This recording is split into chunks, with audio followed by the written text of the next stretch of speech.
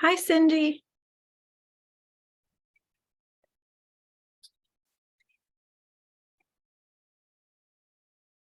Good morning. It says I'm waiting on you so that I can show my video so that I can. Oh, I'm sorry. Okay. There we go. Here we go. How are you? I'm good. How are you? Good. Would you like me to go ahead and share my screen, or do you want to start off like this? Um, well, we have people joining us now, so go ahead and share, and then I will welcome everybody. All right, sounds good. Okay. Hi, everyone, and welcome to the next training in our community table series, which is made possible through Anthem Medicaid. We would like to thank Anthem Medicaid for making this training accessible to everyone across the state and also making it free for everyone. And we also would like to thank Miss Cindy for joining us today and doing her presentation on older adults and homelessness. Cindy, go ahead. We'll let you kick it off. Thank you. Hello, everyone. It's really good to be here with you again. My name is Cindy Manginelli, and I'm the Director of Community Engagement with the National Healthcare for the Homeless Council. And so many of you have attended these trainings and heard me say this multiple times. But if you're new to the council, we are a national training and technical assistance program, and we are primarily designed to provide training, advocacy, policy work, educational materials, toolkits, publications, webinars, all kinds of things at the intersection of healthcare and homelessness to support those who are providing direct services to those experiencing homelessness. So I encourage you to check out our website. Lots of resources there around the topic we're talking about today, and then also lots of resources just about healthcare and homelessness. There will be a packet sent out that coordinates with this training on older adults and homelessness, and there will be a lot of resources there. Some will be from our website and some will not, but I would encourage you to watch for that because lots of what we're going to talk about today, I'm going to reference that resource packet and encourage you to check that out to learn more about what we're going to talk about today. But today we're going to talk about older adults and homelessness. My background is primarily in direct services. I was a children's counselor in a domestic violence shelter for a while. I've worked in detox and a treatment center and a clinic for refugees and immigrants, but I've also done really the primary way that I've engaged older adults is with some street outreach that I've done with some agencies here. And then also just with local churches that have reached out to me as they've been engaging older adults. And so a lot of the firsthand direct services experience I've had has really been working with places like that across the country that engage someone that's older and realize, we don't know what to do. But I'm going to be speaking a lot out of the resources on our website, but also from those encounters and from engaging people across the country who are trying to serve older adults. We're not going to talk very much about statistics, although I know a lot of people find that to be helpful. You will see again in that resource packet that the National Alliance to End Homelessness actually just yesterday released some research on older adults. And so they mentioned this, it's also in some research on our website, that the number of older adults experiencing homelessness has increased by about 30%. And it's projected that it will continue to increase and that there will be, just over 95,000 older adults experiencing homelessness as we get into the next 5-10 years. So this is an issue that agencies are facing across the country and something that we do need to think about and be aware of.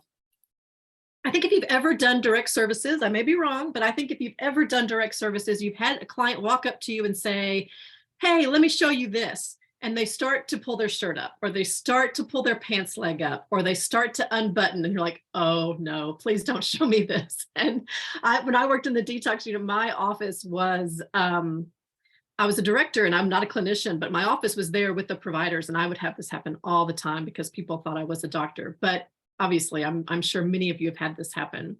And the first time I met a client named Joe, that's exactly what happened. I was actually in a shelter here in Lebanon, Tennessee. I'm calling from Nashville and in Lebanon, which is about 45 minutes from here. And I was just volunteering and helping people sign up for Medicaid. And that's what he did. He was probably early 60s. He couldn't remember exactly how old he was. He didn't have any of his documentation. And he came in and said, hey, let me show you something. He pulled his shirt up. And one of his shoulders, his clavicle, his whole shoulder socket, all of this, one of them was about half the size of the other. And it was clear that he had experienced some significant deterioration of this whole part of his body. He went on to explain that he had been in the military, and when he was somewhere in his mid-20s, one morning he woke up and he just decided no one's going to tell me what to do anymore. He just, in his words, he had had it. And a commanding officer came in and told him to get up, and he beat him up. He said, I just couldn't stop hitting him. And he was dishonorably discharged.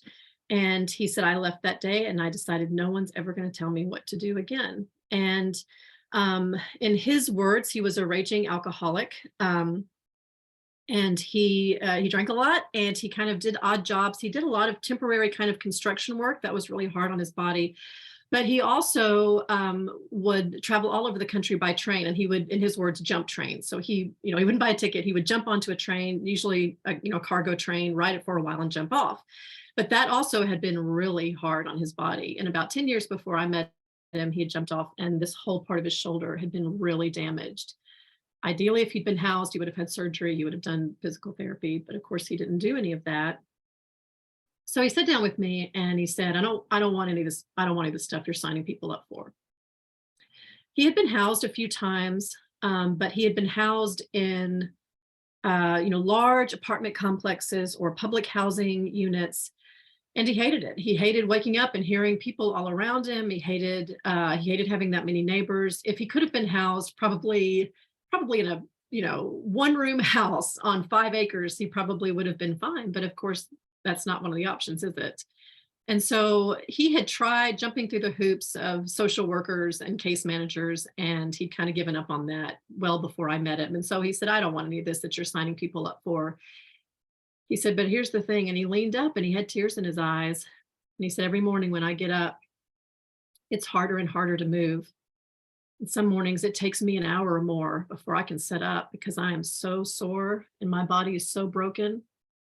He said, I'm really afraid that one morning I'm going to get up and I'm not even going to be able to wipe my own backside. And then what am I going to do? He said, so I want you to tell me that when that morning comes and I realize that I can't even get food to my own face, that you're going to put me in a nursing home where they'll take care of me. Of course, I couldn't make that guarantee, could I? He didn't want to fill out any applications. He didn't want to pursue documentation. He didn't want to go into a nursing home now. He wanted that on that morning when he woke up and he could no longer care for himself and he could no longer have the life that in many ways he had chosen, he wanted to know that there would be sort of this almost magical moment where he would wake up and be cared for. Of course, I couldn't promise him that. Sometimes when we talk about aging adults, especially those who are experiencing homelessness, I feel like this is often something that I kind of encounter, is that I encounter someone, we really think about aging adults in 2 different categories when we think about homelessness, and this really isn't fair. There's a spectrum all over the place, but we typically think about those like Joe, who have been chronically homeless, where homelessness has really been a big part of their story, but now they're getting to a point where they just really can't live out in a shelter, out in a camp, or maybe in a crowded shelter, where that's just really becoming less and less feasible. So what are they going to do? And so those are some of the questions that we face when we engage older adults experiencing homelessness. On the other side of that spectrum, we typically engage adults who are elderly, older, lots of different ways those terms can be used, but they are experiencing homelessness for the first time because of some sort of crisis. And so we're seeing in both of those groups numbers increase. And that's really what we're going to talk about today, is how do we practically engage? What are some tools that we can talk about that we can sort of add to our tool belt as we engage those 2 groups? And that's really what I'm hoping we're going to do today. I don't want to spend a whole lot of time going over government resources or statistics. I really want to give you some tools today that this afternoon, if you're looking in the eyes of an older adult experiencing homelessness, you'll feel better equipped, that you'll know that you'll have some talking points to go back and go over with your team. That's really what I'm hoping will happen today. So we're going to examine homelessness in older adults. We're going to talk about abuse, neglect, and exploitation, and specifically as it applies to adult protective services.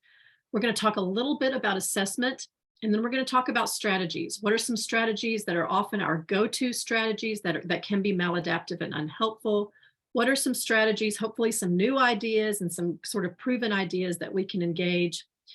And then also, what do we think? How do we kind of examine ourselves and our own bias as we engage those who are older and who are homeless? And then I do hope to have a little bit of time for question and answers at the end.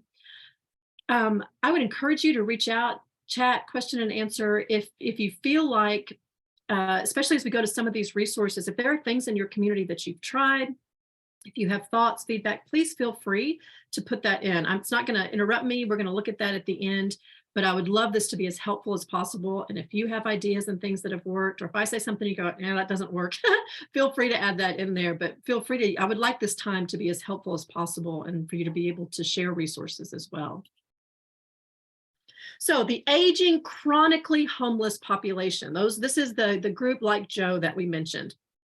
And so we find with this group, as we just sort of do an overview of why is homelessness more complicated for someone like Joe? And of course, there's a lot of reasons that come to mind. We're just going to quickly kind of go through these.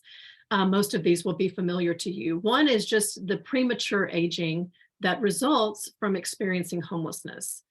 Certainly, if you sleep outside, months out of the year, that does affect your body. That does have a negative impact on you. And so sometimes providers will call this weathering, where someone is prematurely aging because their life is just hard, right? Because they're habitually malnourished, they're dehydrated, they're exposed to the elements. All of those things take a toll on you. And I'm sure you've met many clients that you've looked at them. I have so many clients that I've looked at them and thought, oh, wow, you're probably 60, 65. And they say I'm 42, right? And you're just shocked because they just seem to be so much older.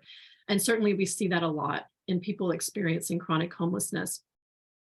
Alcohol use can also contribute to that. Alcohol use can really cause you to age. And so we see that as a primary cause of premature aging in people experiencing homelessness. This is referenced in the information that the National Alliance to End Homelessness sent out, like I said, just yesterday, which I have linked in the tool packet that you'll get. But certainly alcohol use can have the same effect on your body as age. And then mental health. A lot of times we engage people who, because of their mental health conditions, maybe have not been able to take care of themselves. And you'll find that that's really caused them to age, and especially maybe in the way they present cognitively or in their emotional intelligence kinds of things that you just sense they come across as much older than they are. Chronic disease, of course, can be a big issue when we think about things like diabetes and kidney disease and hypertension. And if someone has experienced that along with chronic homelessness, it will sometimes take a much larger toll on their body. Something that we see here is very much like I talked about with Joe, is this fear of pain or death. None of us look forward, I don't think, to getting older, and we all may kind of occasionally go, oh, wow, that hurts now and it used to not hurt, and is it going to hurt more? And we can have some anxiety over aging.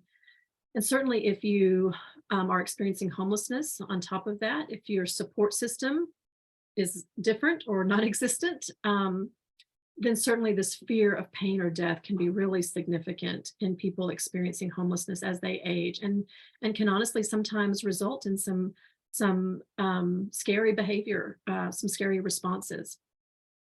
The fear that they won't be able to maintain the lifestyle that they have chosen, much like Joe. And I know we can kind of debate, well, did they really choose that, or were there systemic issues, that contributed? So I'm using the word chosen lightly there, but that they have been living a certain way and they begin to realize, I can't continue to live that way, and they feel like they don't have any other options.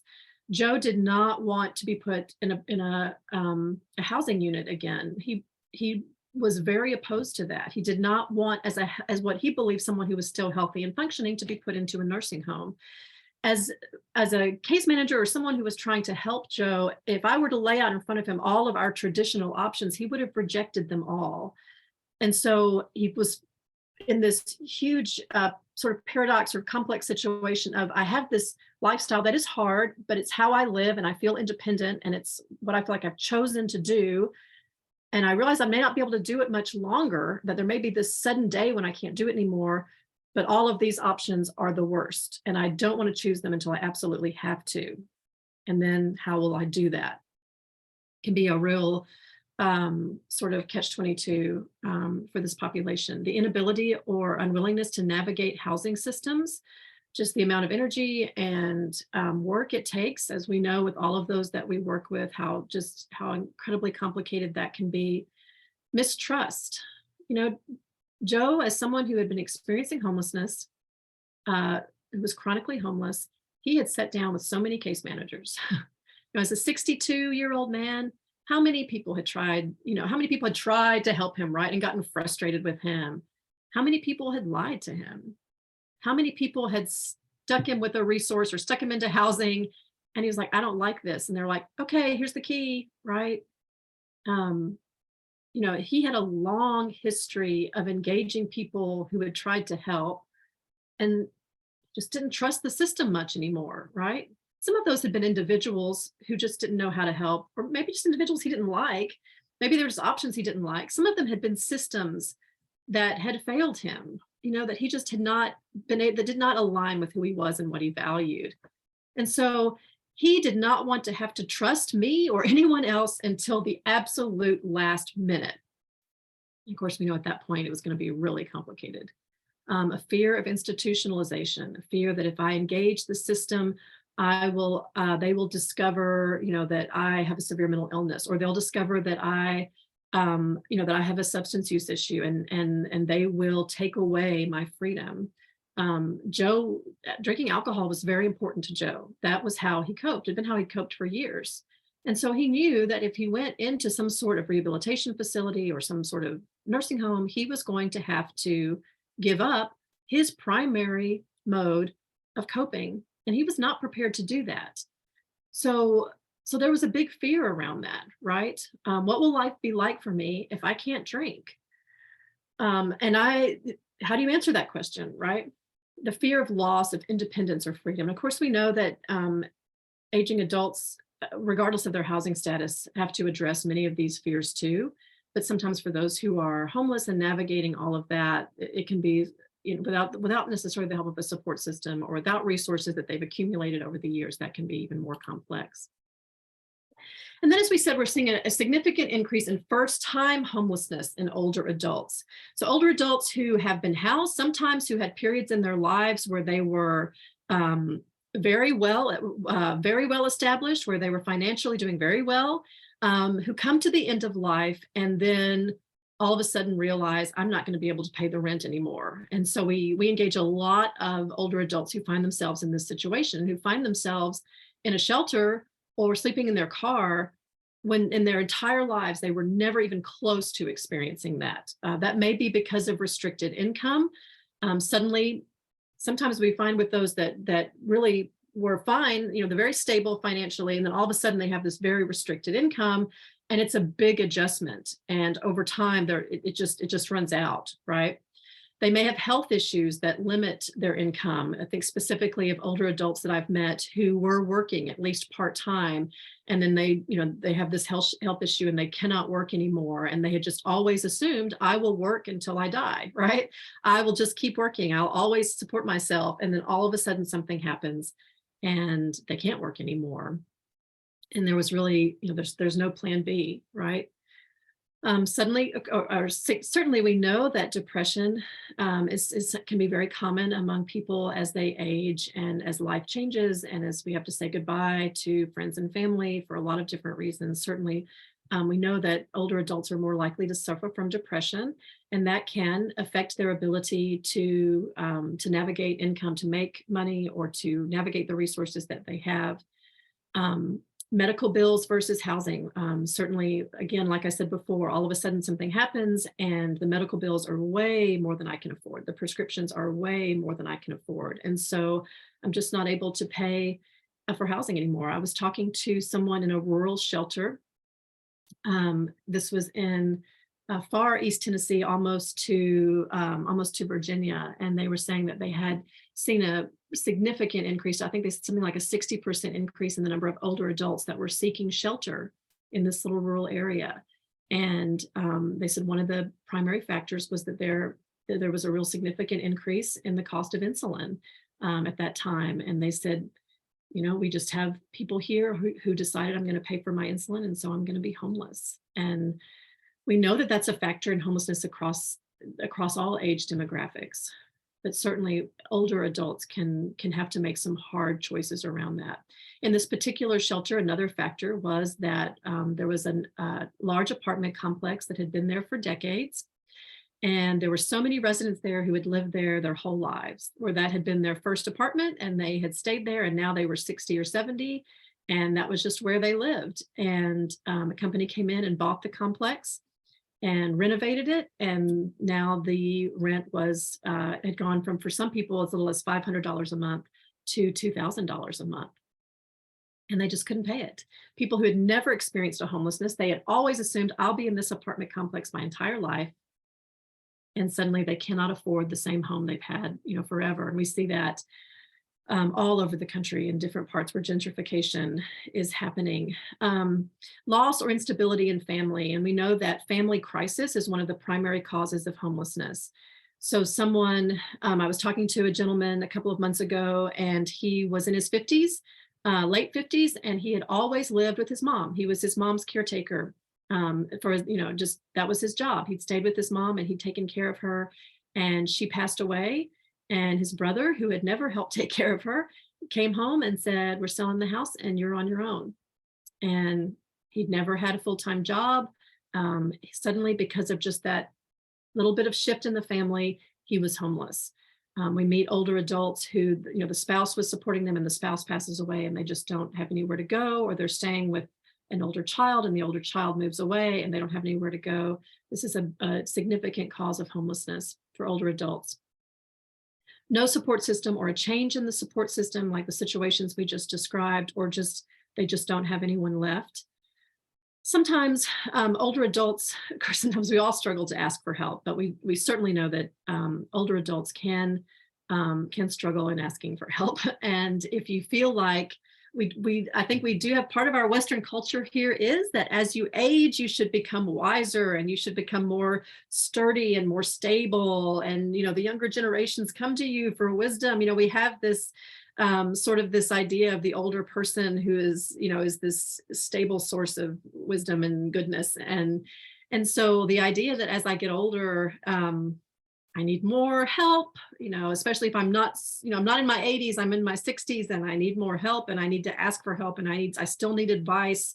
Sometimes people feel like, man, that's just not the way it's supposed to be. I can't be that person. There's no way for me to be 60 and asking my kids for help, And so we have some cultural, we're going to talk about bias a little bit, but we have some ways of thinking about people that it can be hard to be late 50s, early 60s and have to ask for help with money.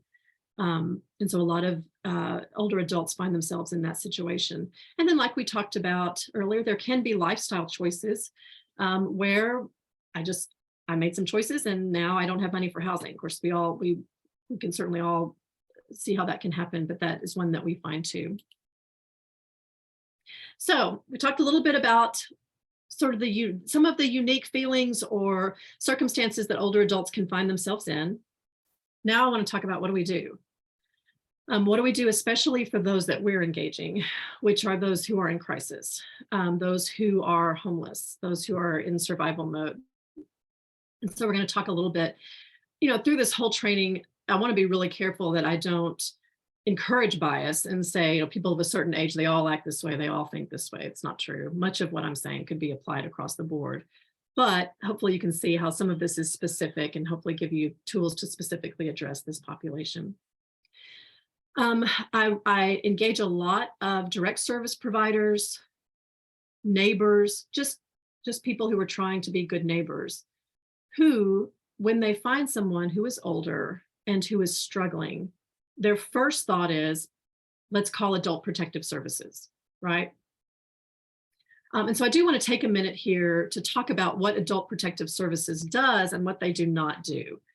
I talk to a lot of individuals who think, okay, we will call adult protective services and adult protective services will find them a rehabilitation center or will find them an assisted living facility and they'll make all that happen and all of this will kind of go away, right?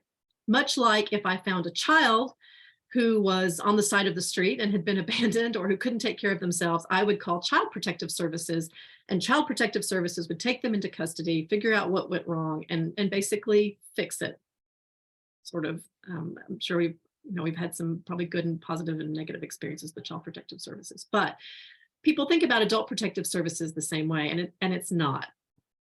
Adult Protective Services, and I sent a link in this from the resource packet as well, is really designed to investigate and to press charges against those who are abusing, neglecting, or exploiting adults.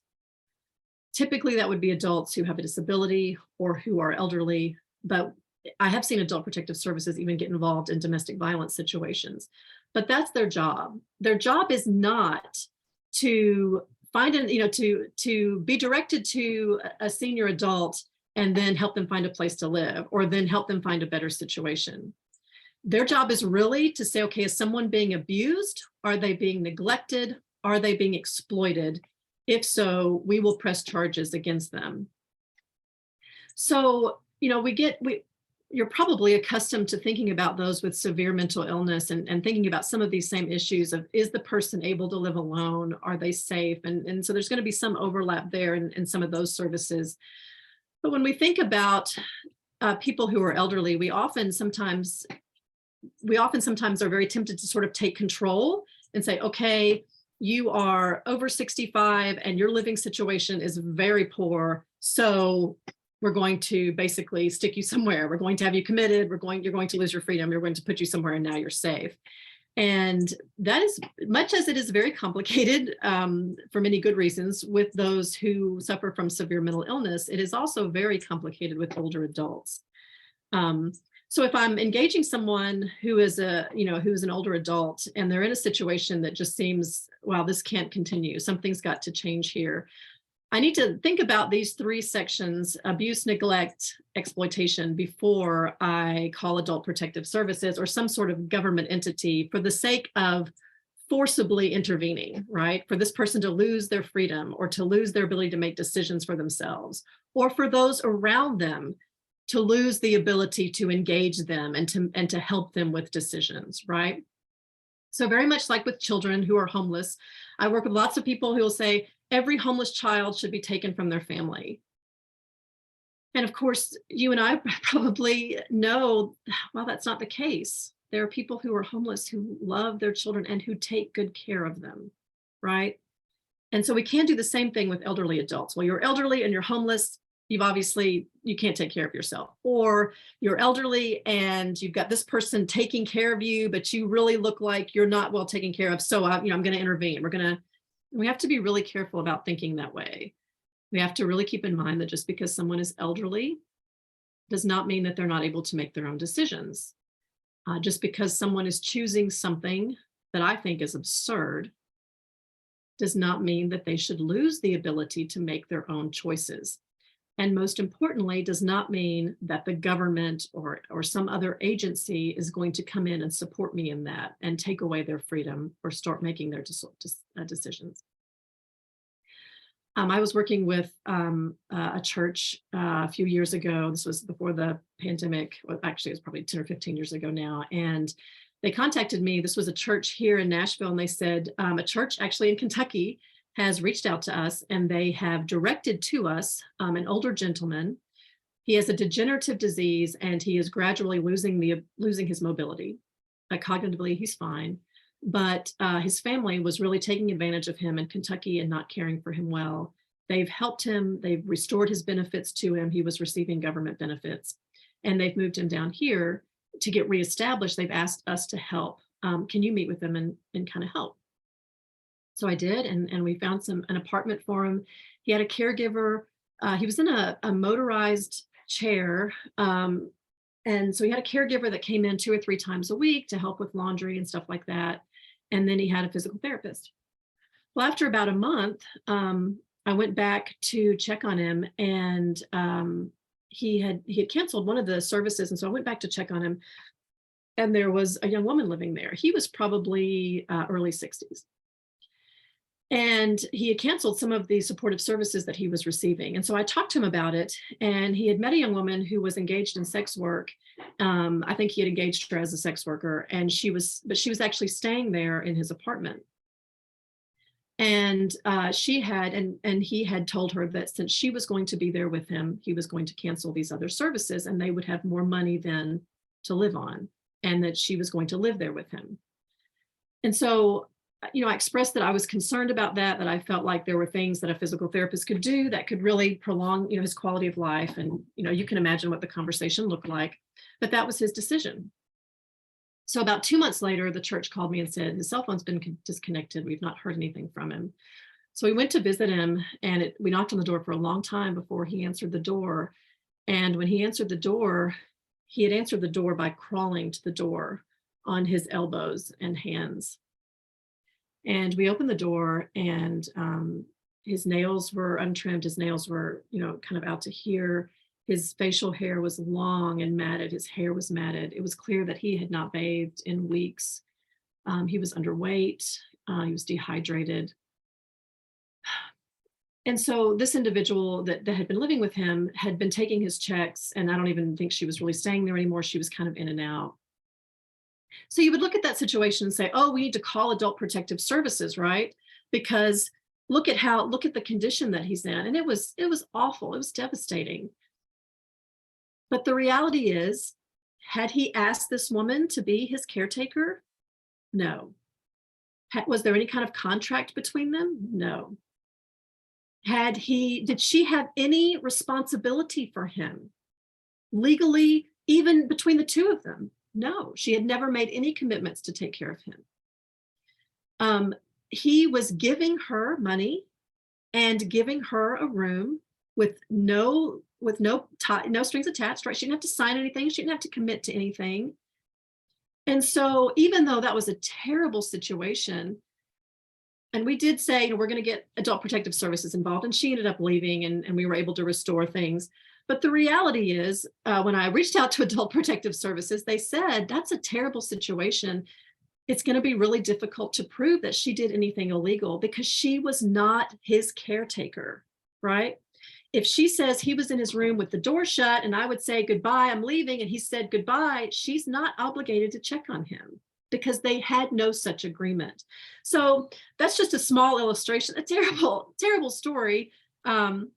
But that demonstrates how difficult it is to say someone has actually been neglected. This is primarily, when we think about this wordage, we're really talking about situations where you pay someone to take care of someone and they don't, or you put them into a facility and they're not cared for, right?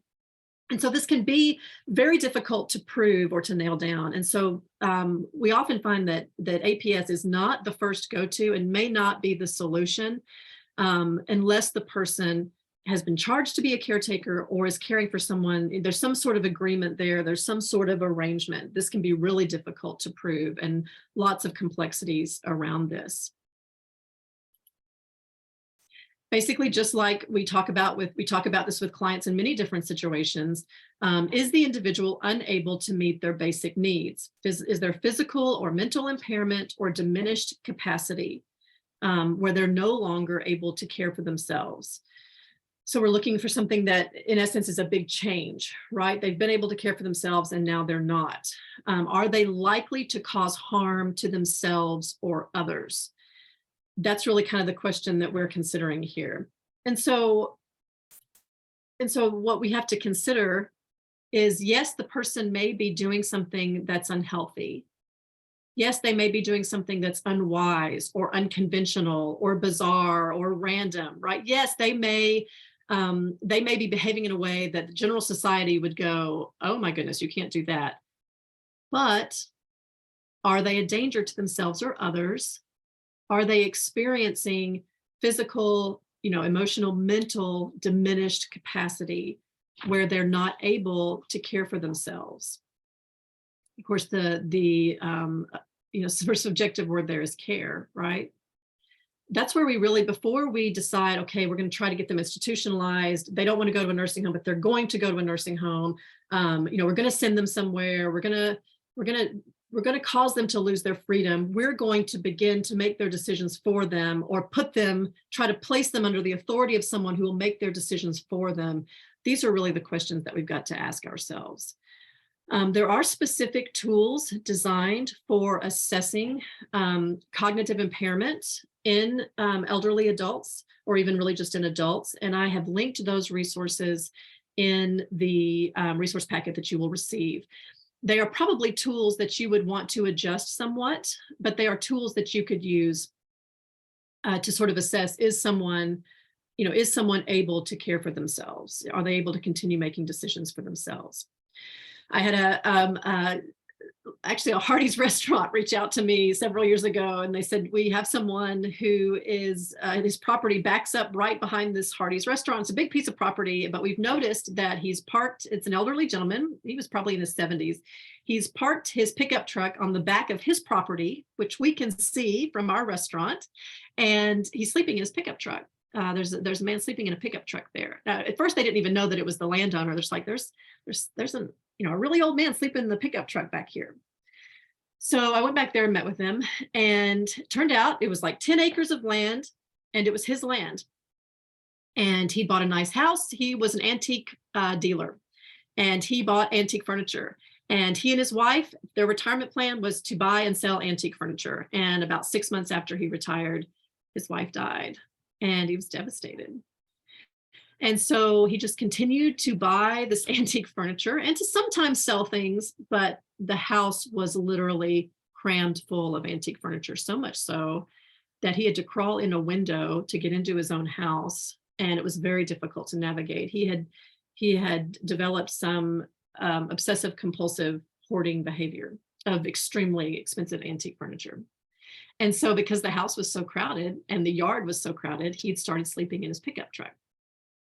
Someone contacted his son, and his son came and met. His son was like, we got to do something. We got to have him put in a nursing home. We got to, what are we going to do? We got to call Adult Protective Services, because he was adamant that he was going to stay there. I asked him some questions about who he was, basic questions, basic assessment questions. Who's the president of the United States today? What day is today? No cognitive, no diminished capacity cognitively at all. He just had a lot of stuff and slept in his pickup truck. He was living like someone who was homeless on 10 acres of land with hundreds of thousands of dollars worth of personal property. Unhealthy, yes. Unwise, yeah. Unconventional, oh yeah. Sort of random, sure. But totally able to make his own decisions. That was the way he was choosing to live. He was choosing to live in homelessness, in essence. So we really have to keep this in mind before we start taking away someone's freedom.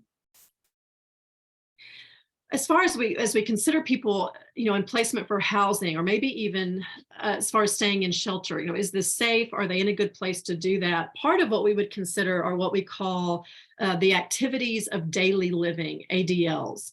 And if you work with those who experience chronic illness, or if you work with aging adults, you will often hear this phrase ADLs, activities of daily living.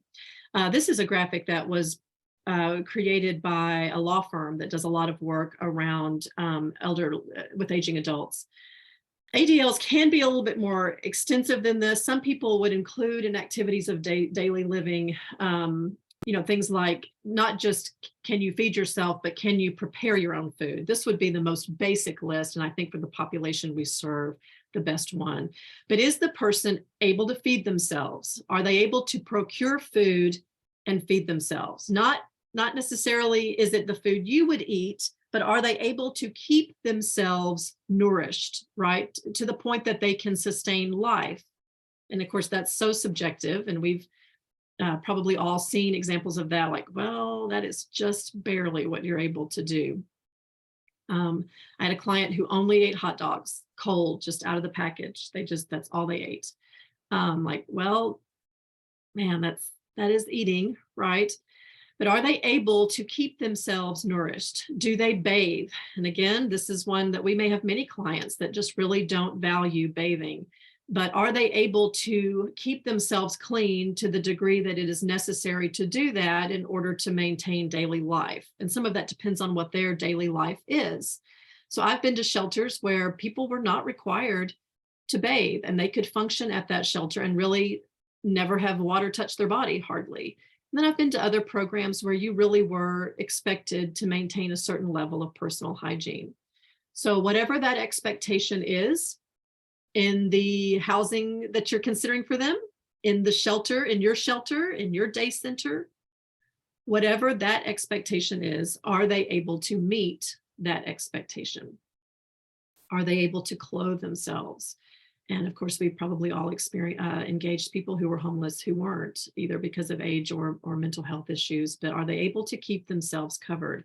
This is it is a law that to some degree you have to be covered. Are they able to do that? And again, are they able to do that to the degree that is considered appropriate in your program or in the housing in which you're trying to place them?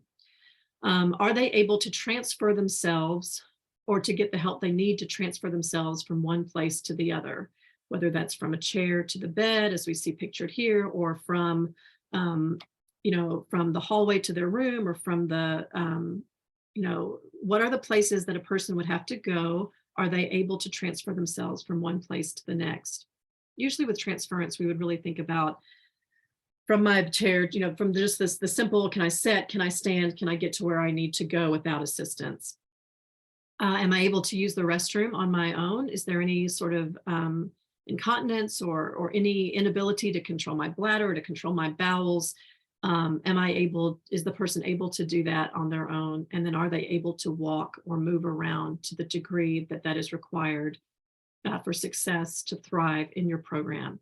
And so if the answer to these questions are no, you may say, well, the person cognitively is fine. The person has some unique lifestyle choices, but this is sort of the most basic ground level assessment that if someone cannot do these things to the point that it is required to do so in order to thrive, in order to survive, then what are we going to do?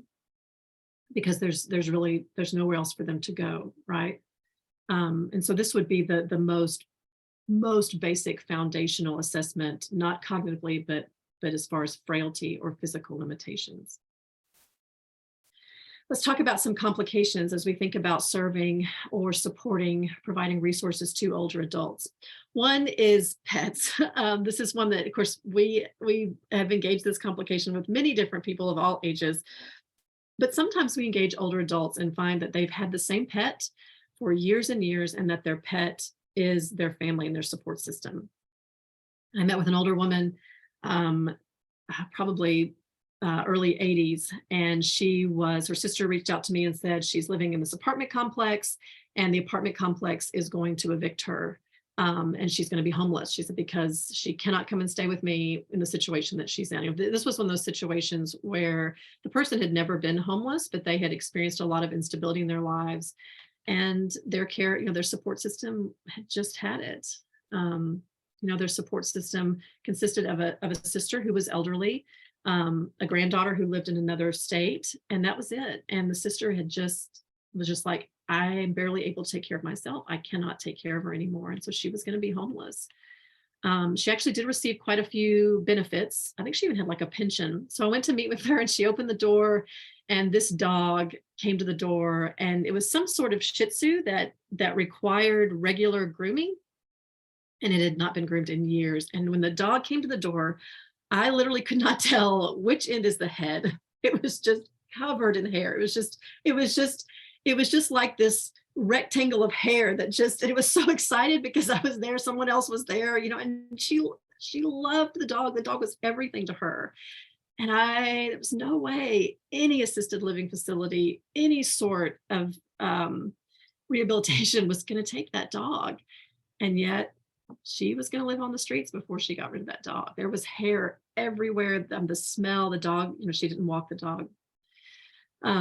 But we were going to have to figure out that dog before we figured out how we could help. To be honest, we didn't. She eventually just became very angry at me because I couldn't come up with an option. She just stopped answering the phone. And I don't know what happened to her. It was a sad situation. Treasured belongings can be an issue too, where I have this collection of something, or I have these things that were given to me and they can't go with me to a facility. And so I'm not open to going to the facility. And sometimes we'll have to brainstorm around that before someone is open to receiving a higher degree of help. What are our options then?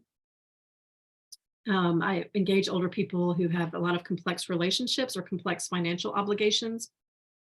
Sort of like the gentleman that I mentioned who had a young woman living with him. You know, when I first spoke to him, he felt like he was taking care of her, and he felt like, you know, that gave him a sense. He felt almost like a fatherly kind of role with her.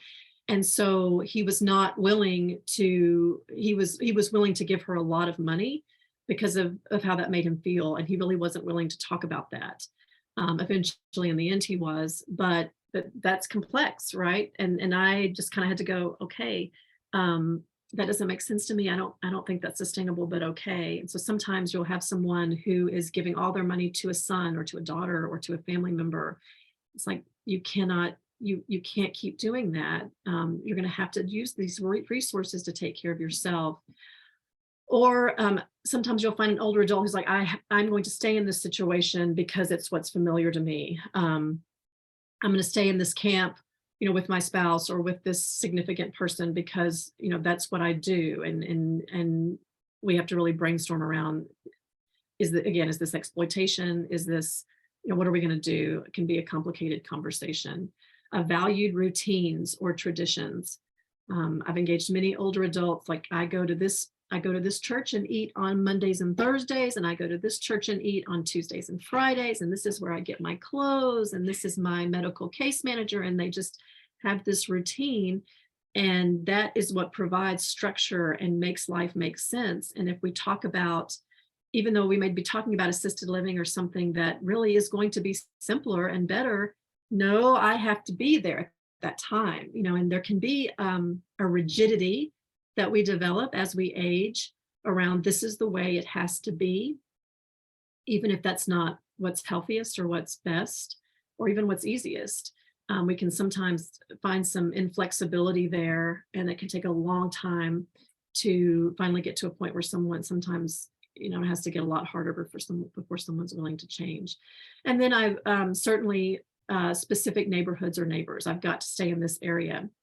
And if we just pick up someone and say, well, the available housing is over here, and we move them, especially someone who's been in an area for decades and their whole support system. And I've met older adults who were homeless that their support, it almost seemed like their support system was the pharmacy building that they walked by, or the railroad tracks that they crossed, or, you know, this old building here, and just that these structures almost provided support and consistency. And I've seen this building in the rain and the snow and the sun for the last 40 years, you know, and that's just, it's part of who I am. It's part of what makes me know I'm at home, even though I'm outside. And so when we just say, okay, we're going to pick you up and put you over here, and you're never going to see those things again, it's extremely disorienting, and it feels like a huge loss, even though it was a building, right?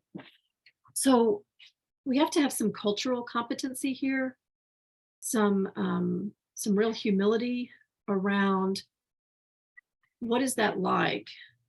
What is it like to see the same train pass you the same 3 times, day after day, for decades and decades, right? What is it like to go to the same church and sit in the same seat and eat lunch every Wednesday, and they know you? We can look at people who are homeless and think, well, that's pathetic. That's not life, right? That's not, but that is what's normal to them. That is home. Those are the things that make up home. And so we have to be, I think we need to really be aware of that, and have some humility around that I can look at someone and say, okay, now that you're this age and you're finally getting these benefits, oh, thank goodness, now we can get you and we can put you in this place, and you'll be there, and they'll take care of you, and you'll be good. And I find myself sometimes doing that. How old, you know, I'm filling out applications with someone, and I say, how old are you? And they say, well, I just turned 65. Thank goodness, that's it. You can qualify for this now. Problem solved, right? And not realize this is a person. And life is looked a certain way, and there are routines and traditions and people and buildings and belongings that are sacred to them. And I'm ready to just throw all that away so that they're in a position that I think is better. So learning how, practicing, maybe role playing with your team, thinking through, what does that mean? What does that look like? And how do we address that? I put this picture here. This is just a stock photo, but I feel like much like asking someone, are you 65 years old? Or, when I ask someone their age and they say I'm 65, it's like, yes, all right, you can get there's some benefits you can get. I feel like when I see that someone is a veteran, I very often do the same thing. And I just think, you're a veteran? Awesome. I'm going to send you off then to these different agencies that serve veterans. And again, even if it's not the most helpful, even if it's not, I don't care what you think, it's just like, I just got a get out of jail free card, right? Because I'm not going to have to be as creative with you or engage you as much. You're a veteran. And again, same thing. We can sometimes, I think if we're honest, we can sometimes kind of look for an easy way out with clients and not think about, but is that really the assistance you want at this point? So strategies that are maladaptive but unhelpful, meaning I've got an easy solution. It makes my life a whole lot easier. It solves the immediate problem of, I don't know how to fill out this form. I have no idea how to help you because of your age and because of your physical condition. But I see this and I shift you on, right? That's what we don't want to do. When I see that and I make a referral and I just shift you on, and I have no idea if you can follow up with that referral, if you're interested in that referral, if they have capacity to help you. Same thing with applications. All right, you can get Social Security, woohoo! And I just send you an application and I assume that you're done.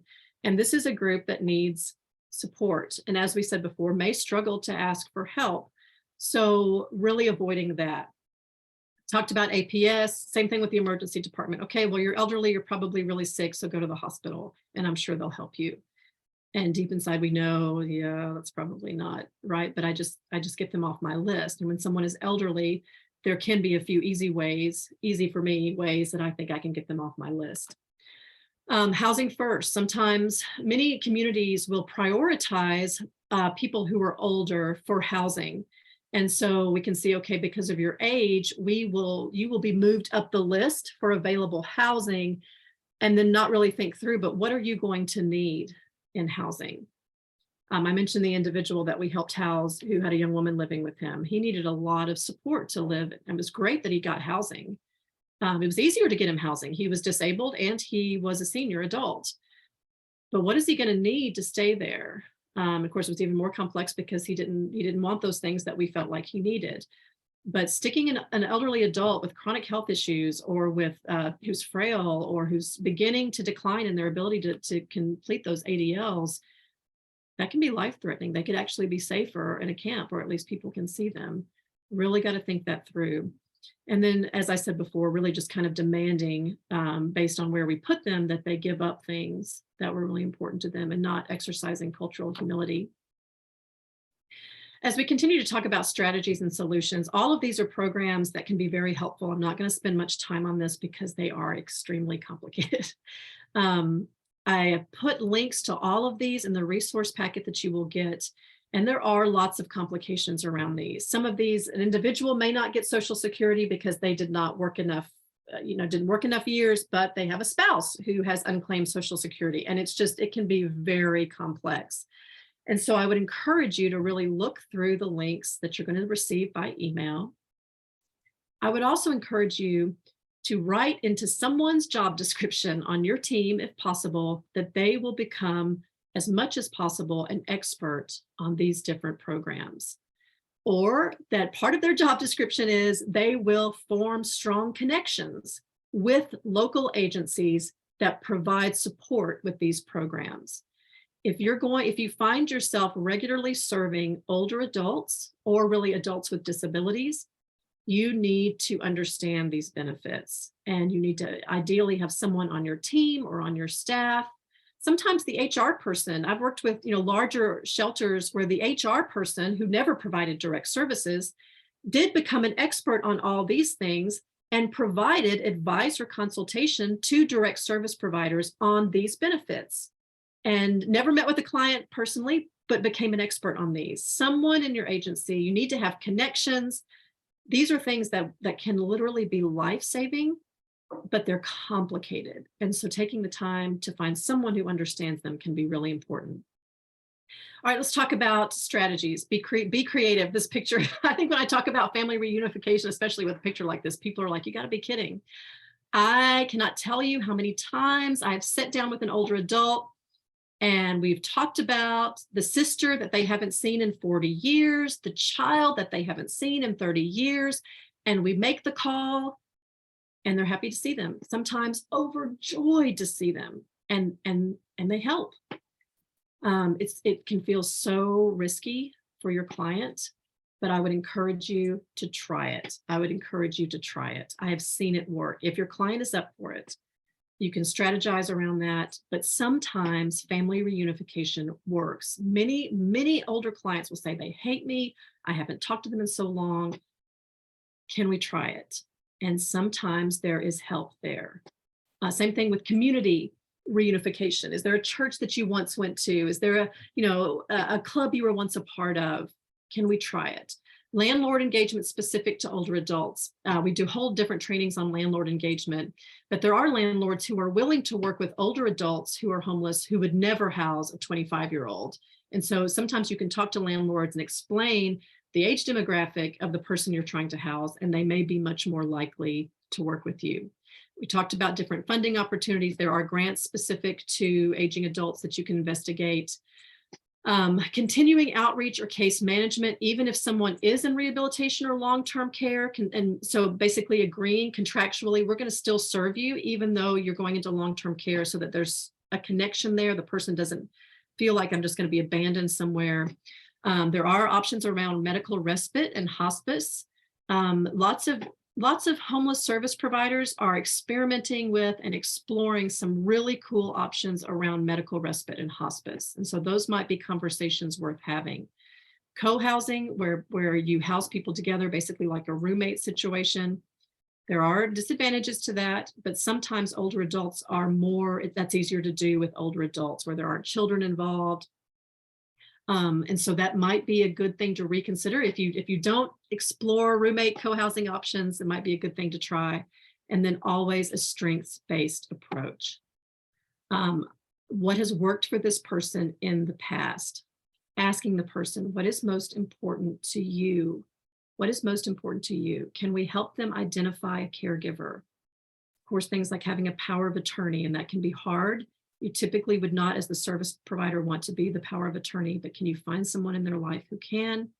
Operating harm reduction principles. Am I going to have to stop drinking all alcohol or stop using my pain medication if I pursue the options you're giving me? Can we think creatively around that? In our shelter, in our day centers, can we think creatively around that, where someone does agree to come in and receive services more often or receive an additional level of help, but they just won't because they're afraid they won't be able to drink, or they're afraid they'll have to stop taking this substance that is so important to them. Can we think creatively around that and sort of adapt for the needs of this older adult? Lastly, I would encourage you to think about, what do you believe about older adults? It's possible to get to a point where you just kind of think, okay, you're older, you go here. We put you on the shelf, or we find you somewhere to go. Is that in there somewhere?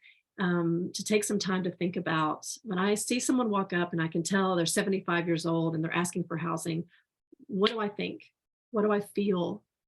How do I respond to them? Do I treat them differently?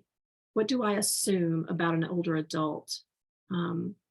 And then lastly, really important question, am I comfortable discussing and engaging pain, and someone who is in pain and the effects of aging and pain and disease on the human body? If I'm not comfortable engaging that, then I will struggle to engage older adults. Am I really comfortable talking about engaging the reality of death? And if not, how can we, if we realize as a team we're not, as an individual we're not, what can I do? But that is a big part of engaging older adults. All right, I know we are kind of right at the end of time here, but we've got a couple of minutes left. Are there questions, comments, anything before we close out here? And I don't think I can see the chat or the questions and answers, so I'll just, we have to have some help with that. Sorry, Cindy, I don't see any hands raised or anything in the chat. And I don't see that there's any Q&A for this at this time.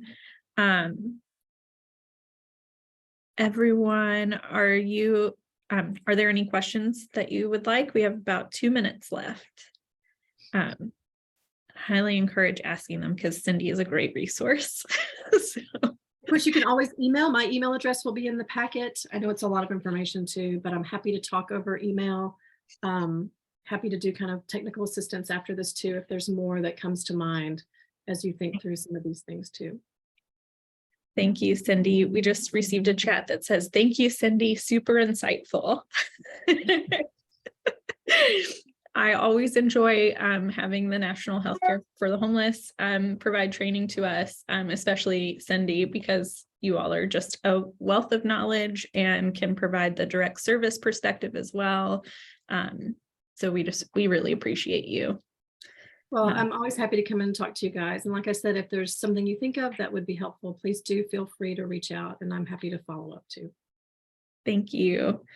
All right, we're at time, so we'll let everyone go today. We want to thank everyone who attended our training and who registered, as well as our sponsors again, Anthem Medicaid. We are very thankful for their sponsorship for this series. And again, to Cindy, thank you so much for taking time out of your day. Thank you, everyone. Have a great day. Bye.